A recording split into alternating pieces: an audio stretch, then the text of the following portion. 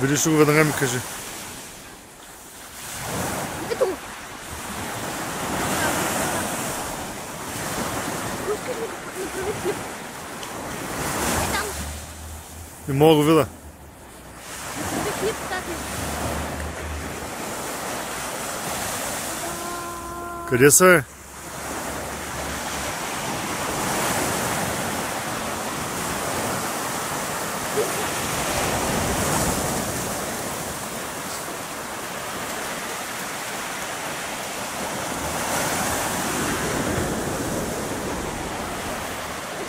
Къде?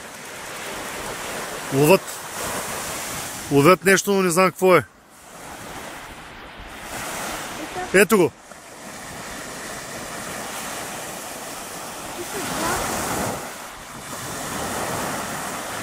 Виж, за да има толкова чайки в небето, значи има някаква риба и се е притиснали насам. Ето го. Този път го снимах. Успя ли? Да. Yes! Добре сте го видях. Ето го. Ето го. 3 са, 4 са. Ето ги. Скиеш какво става? Има я кули. 5 са. О, много са.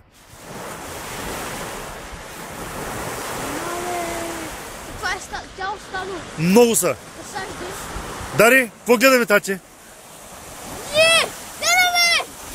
Долфини! И обучаваме Чарли. Чарли! Чарли! Ела тук! Ела, Ватко! Ей! Не съм виждал в Бургас истински делфини. И са големи. И са много големи. Има бели опашки някакви. Това не са коли също. Не е България. Белоопашат делфин. Как го видя, аз въобще нямаше го забележа. Аз само гледах там да видя морето и всякаква. Да ми скочи. Обаче като скочи, той скочи много високо, аз видях главата. Оп! Оп! Скиеш какво става? Оп и вътре. И много, има поне 15 са. И там. Оп! Ето го.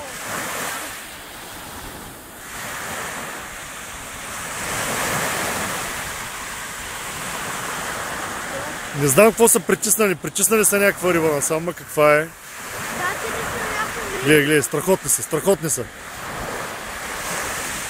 Ох, не в лица на очите.